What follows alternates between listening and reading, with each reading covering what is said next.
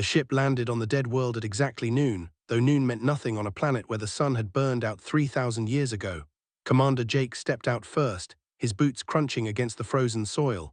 Behind him came his team of 6, each carrying enough equipment to survive for weeks in this wasteland. The temple rose from the darkness like a mountain of glass. It caught the light from their ships and scattered it into a million tiny rainbows. Jake had seen many alien structures in his 12 years of service, but nothing quite like this. The whole thing seemed to breathe somehow, expanding and contracting in ways that hurt his eyes if he stared too long. Lieutenant Amy Park walked up beside him and let out a low whistle. She was his second in command and had been with him since his first mission. Her scanner beeped softly as it tried to make sense of the readings. "The structure is at least 10,000 years old," she said. "Maybe older. My equipment is having trouble getting accurate numbers." Jake started walking toward the entrance. The mission briefing had been clear about what they were looking for. Somewhere inside this temple was a weapon of incredible power, a blade forged by at the height of their civilization, the last of a species that had nearly conquered half the galaxy before vanishing without explanation. The entrance was a simple archway, tall enough for beings much larger than humans to pass through. Jake activated his helmet light and stepped inside. The walls were covered in writing he could not read, but his translator worked overtime trying to make sense of the symbols. Warning, danger, death, those words appeared again and again. They walked for nearly an hour through winding corridors. The temple was massive, extending deep underground. Danny Webb there kept muttering about the psychological effects of the architecture. Everything was designed to make visitors feel small and afraid. The ceilings were too high, the shadows were too deep, even the air tasted wrong somehow. Then they found the central chamber, and Jake forgot about everything else. The sword rested on an altar made of black stone. It was beautiful in a terrible way. The blade seemed to be made of compressed starlight, shifting through that had no names. The handle was wrapped in something that looked like leather but probably was not, and surrounding the altar was a creature Jake had never seen before. She was serpentine, her lower body coiled in endless loops around the altar. Her upper body was more humanoid, with 4 arms and a face that held 6 violet eyes. Those eyes were fixed on Jake with an intensity that made him want to step back. "I am Eth," she said, her voice filtered through the translator into something almost human. "I am the last priestess of my people. I have guarded this blade for 900 years, waiting for the day when someone worthy would come to claim it." Jake stepped forward slowly, his hands raised to show he meant no harm. "We came from Earth, from the human colonies. We mean no disrespect to your temple or your people." Sighs narrowed. She had heard of humans, young species, barely 1,000 years into space travel, curious and bold and utterly ignorant of the dangers that lurked in the dark corners of the galaxy. "You came for the sword," she said. "It was not a question." "We did," Jake admitted. "There was no point in lying. Our people have heard stories about it. We want to study it to understand how it was made." Made a sound that might have been laughter. "Study it. You cannot study you can only feed it or flee from it." She uncoiled herself from the altar and rose to her full height. She was enormous, nearly 12 feet tall when fully extended. Jake had to crane his neck to look at her face. "Listen to me carefully, human. This blade was forged in the heart of a dying star. It was bound with the essence of a god who was sacrificed to give it power. Every champion of my people who lifted it was consumed. Their souls were devoured. Their bodies turned to ash within moments. The greatest warriors of the Empire died screaming with that handle in their grip." She leaned down until her face was inches from Jake's helmet. "Don't touch my sword. It devours its wielder's soul." Jake looked at the blade. Then he looked at the priestess. Then he looked at his team, all of whom were making various gestures suggesting he should listen to the ancient alien serpent lady. He smiled and walked toward the altar. "Commander," Amy said sharply, "maybe we should discuss this first." "Nothing to discuss," Jake replied. He reached the altar and looked down at the sword. Up close it was even more beautiful. The light inside it swirled and danced like something alive. He could hear a faint humming coming from the metal, almost like a song. "Human," said, and for the first time there was something like fear in her voice. "You do not understand. The blade is already awake. It can sense you. It is hungry. It has been hungry for 900 years.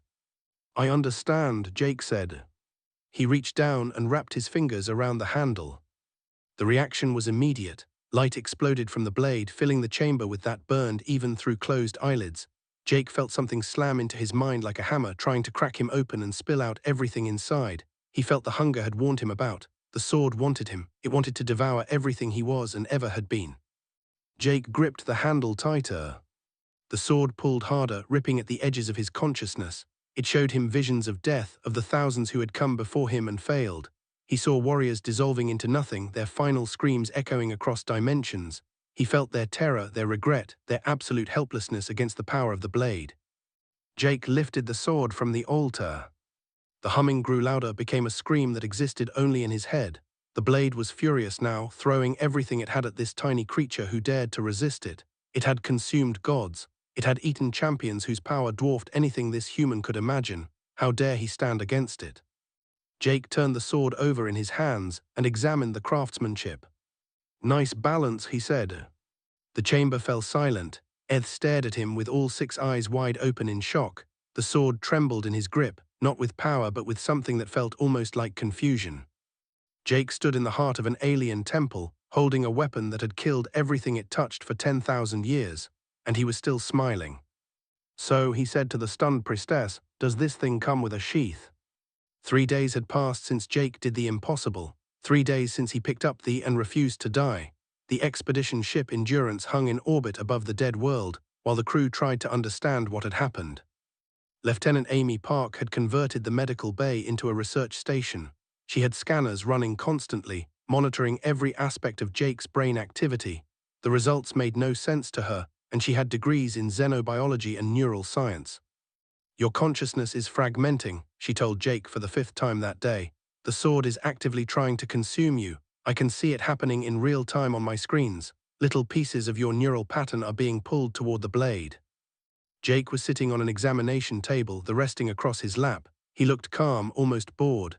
"Yeah, I can feel it, little tickle in the back of my head, like having a song stuck in there except the song wants to eat me." Amy stared at him. "And that does not concern you?" "It is annoying," Jake admitted, "but I have dealt with worse. Remember that mission on 9, the fungus that tried to grow inside our lungs, that was worse."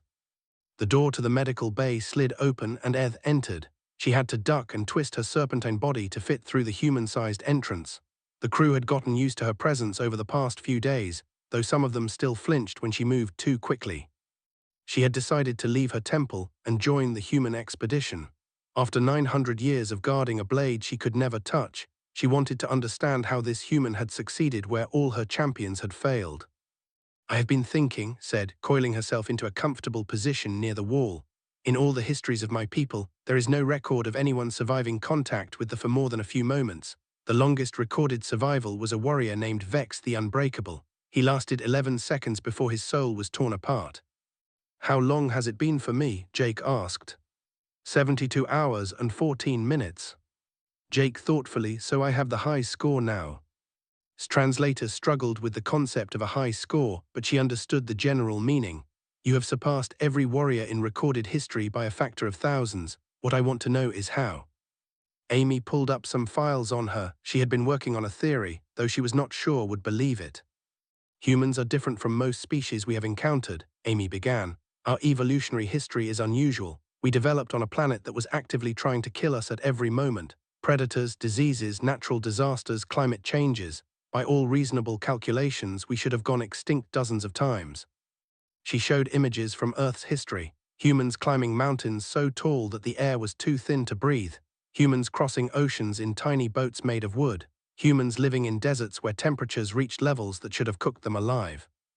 "We survived because we refused to accept that we could not survive," Amy continued. "Our brains developed a trait that most species do not have. We call it stubbornness, or spite, or sometimes just pure unreasonable determination." Studied the images with growing fascination. "Your people climbed that mountain, the one where the air cannot support life." "Many times," Amy said, "for fun." "Fun," repeated. The word sounded strange coming from her translator. Danny Webb entered the medical bay carrying a tray of food for Jake. They had been observing the situation with professional interest. He set the tray down and joined the conversation. "What Amy is describing is one of humanity's most important survival traits," Danny explained. "When we are told something is impossible, a significant portion of our population takes that as a personal challenge. We have a deep psychological need to prove that limitations do not apply to us." Jake took a bite of his sandwich and spoke with his mouth full. "Sword says it wants my soul, but I want to keep my soul, and I want to keep it more than the sword wants to take it. Simple as that." Was quiet for a long moment. She had lived for over 1,000 years. She had seen empires rise and fall. She had watched her own people fade into extinction, but she had never encountered anything like these humans. "They were a proud people," she said finally. "We believed we were the greatest warriors in the galaxy. When our champions fell to the sword, we assumed the blade was simply too powerful for any mortal being to wield."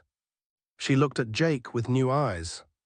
"It never occurred to us that the solution was not greater power but greater stubbornness."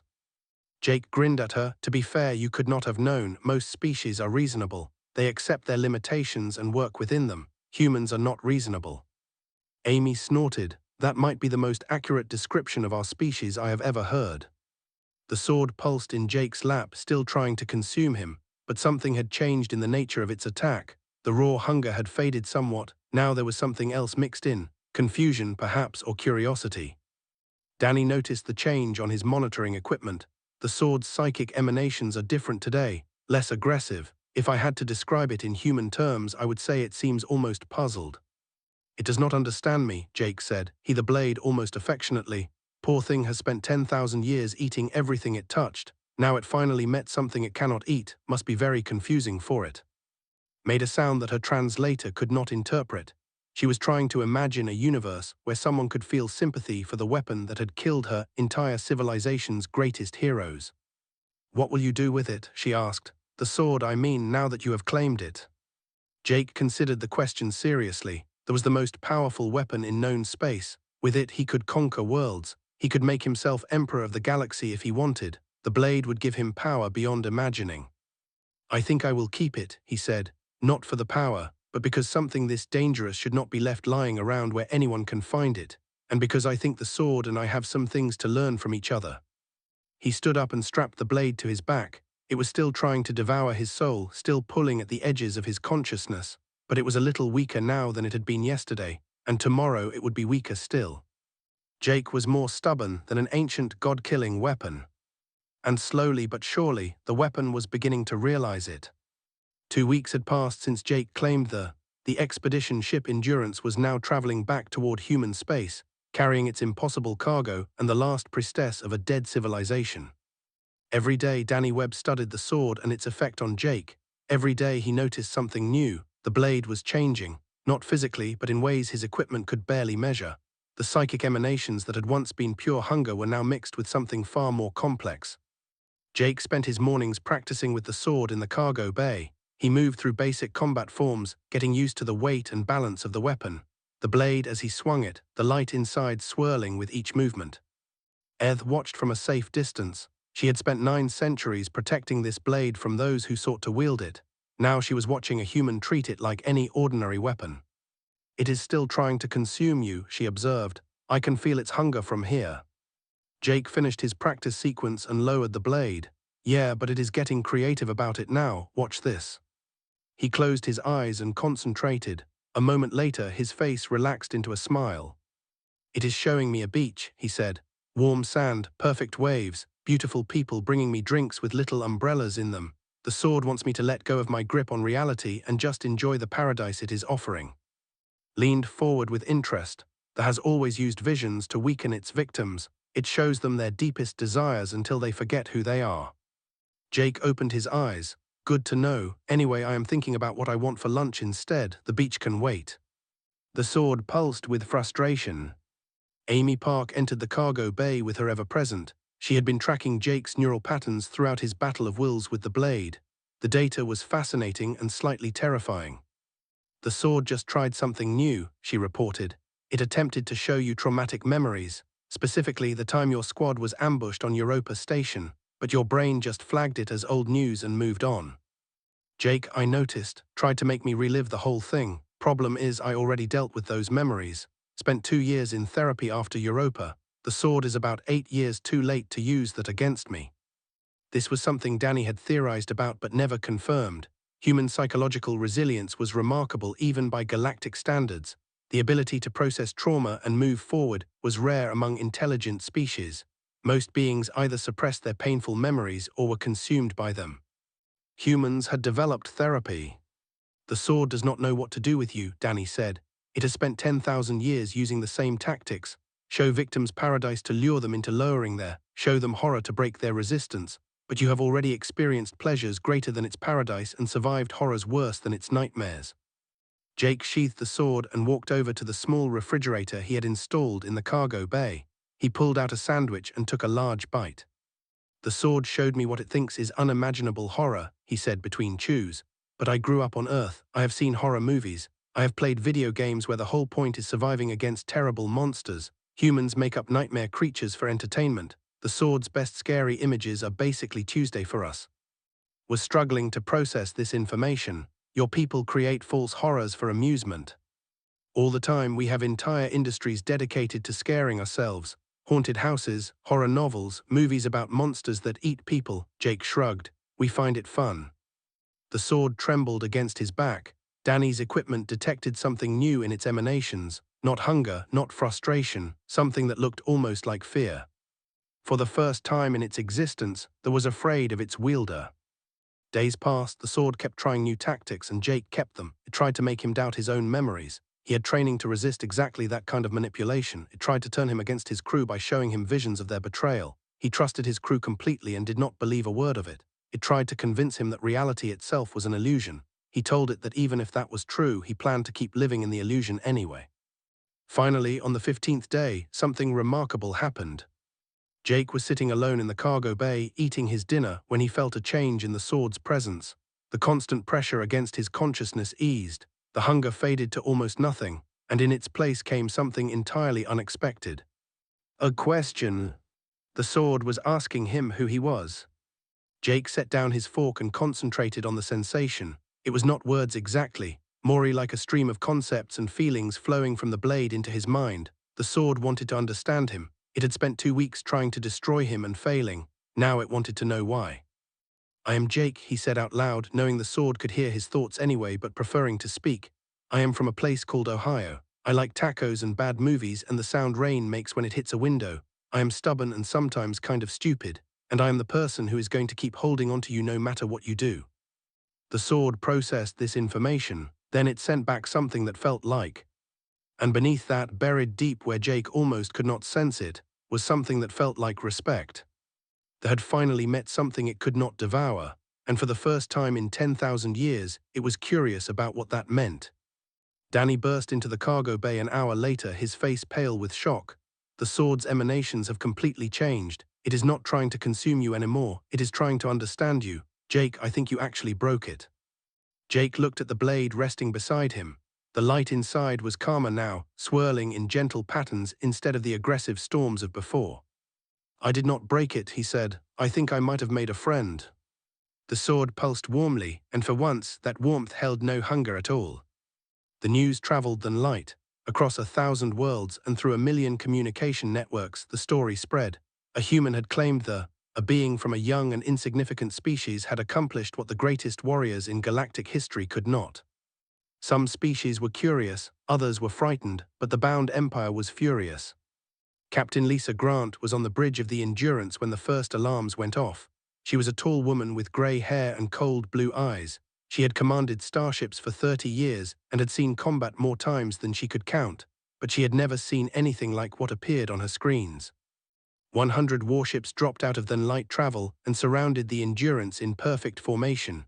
They were massive vessels, each one bristling with weapons that could crack planets in half. The largest ship in the fleet was the size of a small moon, and it was pointed directly at them. "We are being hailed," said the communications officer, a young man named Peter Cole. His voice was steady, but his hands were shaking. "Put it through," Lisa said. The main screen flickered and showed a face that haunted the nightmares of a dozen species. Supreme Commander L of the Bound Empire was enormous, easily 8 feet tall even while sitting.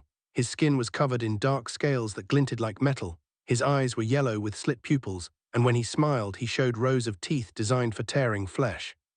"Human vessel," L said, his voice rumbling like distant thunder. "I am Supreme Commander L, Master of the Bound Empire, Conqueror of the 17 worlds, and devoted servant of the old gods. You have something that belongs to me." Lisa did not flinch.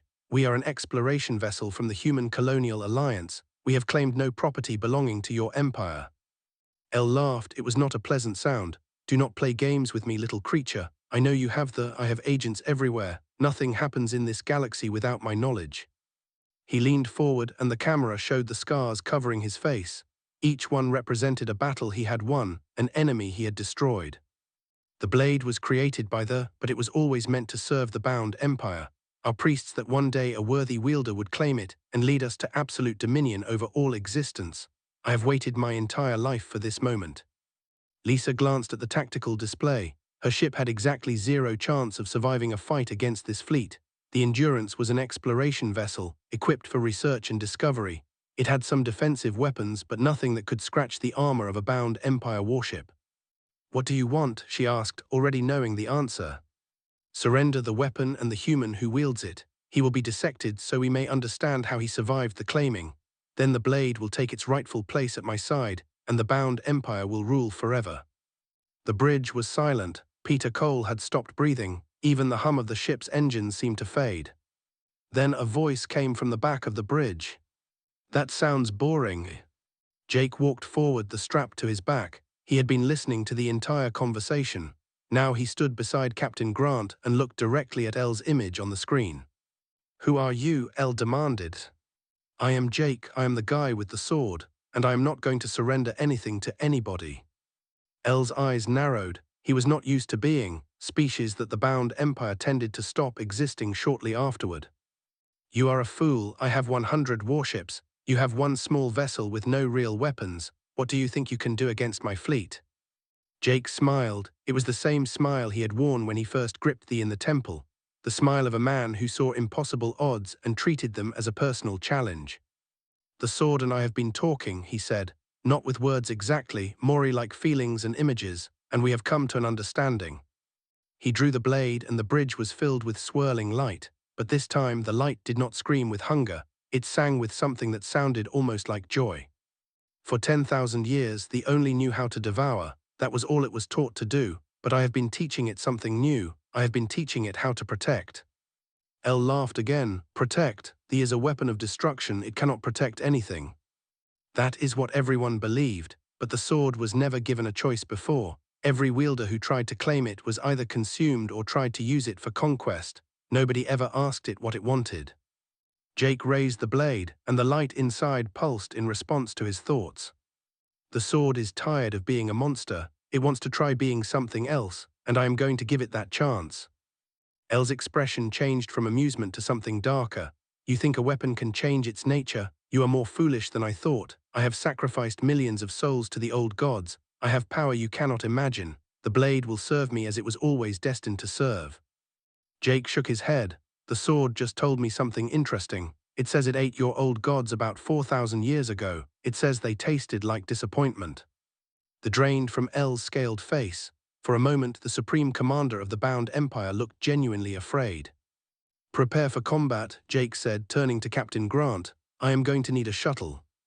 Lisa stared at him. "A shuttle against 100 warships? The sword and I work better up close. Just get me to Elle's flagship. We will handle the rest." The captain looked at the impossible odds on her tactical display. Then she looked at Jake, standing calm and confident with a god-killing weapon in his hands. "Launch Bay 2, she said. "Take whoever you need." Jake walked toward the door. Behind him, Elle was shouting orders to his fleet, his fear replaced by rage. The battle was about to begin.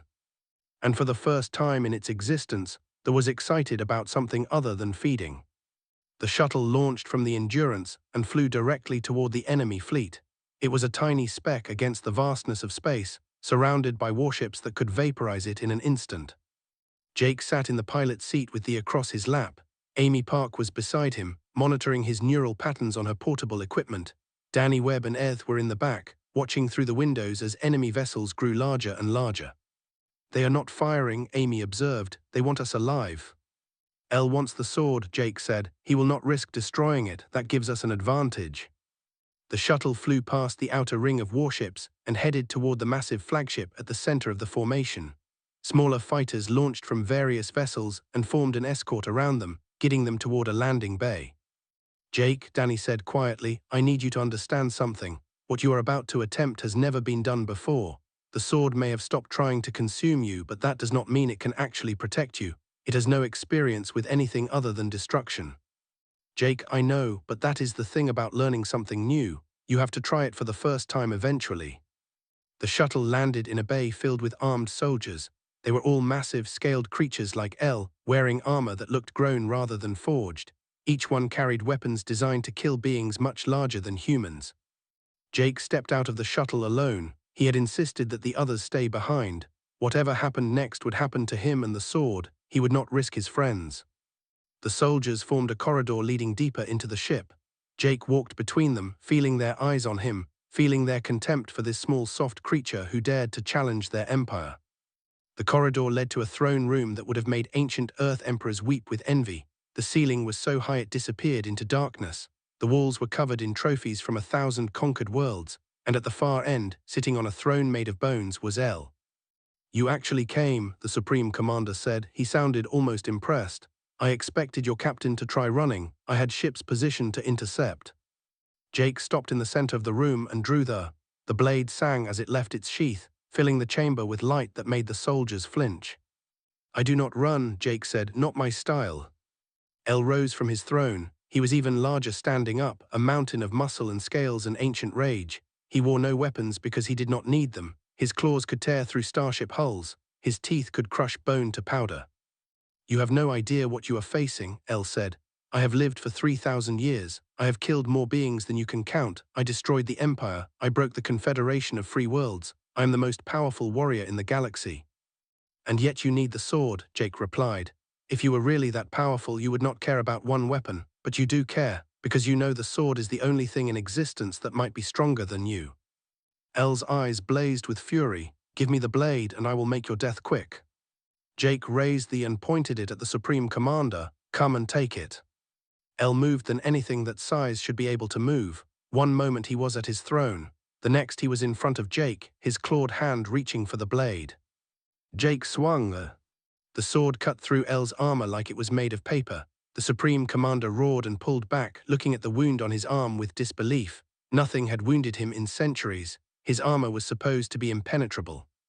"The sword is done being used by tyrants," Jake said. "It told me about all the warriors who tried to claim it before. Every single one of them wanted to use it for conquest, for power, for destruction. They saw it as nothing but a tool for killing." He advanced on El, the blade singing with every step.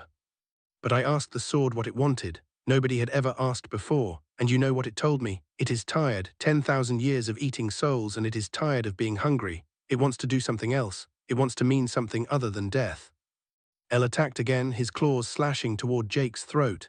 Jake ducked under the strike and drove the blade into the Supreme Commander's leg. El screamed and stumbled back. The soldiers in the room started to move forward, but the sword pulsed with light and they froze. There was projecting something into their minds, not hunger, not death, just a warning, a promise of what would happen if they interfered. "You cannot defeat me," El snarled, even as blood poured from his wounds. "I have the blessing of the old gods." "The sword already told you," Jake said. "It ate your old gods. They are gone. They have been gone for 4,000 years. Everything you believed in was a lie." Something broke in El's eyes, not his body, not yet, but something deeper, his faith, his certainty, the absolute belief that had driven him for 3,000 years. "No," he whispered, "that cannot be true." Jake felt the sword pulse with something like sympathy. Even now, facing an enemy who had conquered and destroyed countless worlds, the blade did not want to simply devour. It wanted to end this with as little suffering as possible. "It is true," Jake said, "and I am sorry. Nobody should build their life on lies, but that does not excuse what you have done, the species you destroyed, the worlds you conquered, the billions who died under your empire." He raised the sword one final time. "The and I have made a deal. It will not devour souls anymore. But for you, for everything you have done, it is willing to make one last exception." El tried to run. The greatest warrior in the galaxy, the conqueror of 1,000 worlds, tried to flee from one human with a sword. Jake caught him before he took 3 steps. The battle was over in seconds. When it was done, Jake stood alone in the throne room, surrounded by soldiers who had fallen to their knees. They had felt their leader's soul being devoured. They had felt the sword's power, and they understood that the old order was finished. Jake looked at the blade was quiet now, satisfied in a way it had never been before. It had consumed one more soul, but this time it had been a choice, a justice instead of hunger. "That is the last one," Jake said quietly. "No more devouring, from now on we protect." The sword pulsed warmly in agreement. Amy's voice came through his communication device. Jake, the fleet is standing down. They are surrendering, all of them. Jake walked out of the throne room and headed back toward his shuttle. The soldiers parted before him, their eyes fixed on the blade that had killed their god. 3 hours later, Jake stood on the bridge of the Endurance, watching the bound Empire fleet retreat to their own space. Without El, they had no leader. Without the blessing of their dead gods, they had no purpose. The Empire would crumble within months. Eth coiled beside him, her 6 eyes studying the human who had changed everything. "You have done what none of my people could," she said. "You have tamed the untamable." Jake shook his head. "I did not tame it, I just showed it there was more to existence than hunger. Humans are good at that, finding purpose beyond survival, building things instead of just consuming them." He looked down at the sword in his hands. The light inside was gentle now, swirling in peaceful patterns. It felt almost happy, if such a word could apply to an ancient weapon. "What will you do now?" asked. Jake considered the question. He had the most powerful weapon in the galaxy. He could do anything he wanted. Conquer worlds, build empires, reshape existence according to his will. "I think I will go home," he said. "I miss tacos, and my mom has been asking when I am going to visit." Stared at him. "You are going home, after everything that has happened." "The sword and I have an agreement. When someone threatens the innocent, we will be there. When tyrants rise, we will stop them. But the rest of the time, we are just going to live." That is what the sword wants now. A chance to be more than a weapon, a chance to be part of something normal. The pulsed with contentment. After 10,000 years of hunger and destruction, it had finally found peace. And somewhere in the vastness of space, something ancient stirred. An old god who had slept since before the first stars began to wake. It had sensed the change it had felt the emergence of something new. It wanted to meet these humans who had taught a soul-devouring blade how to love. The universe had gotten very interesting indeed.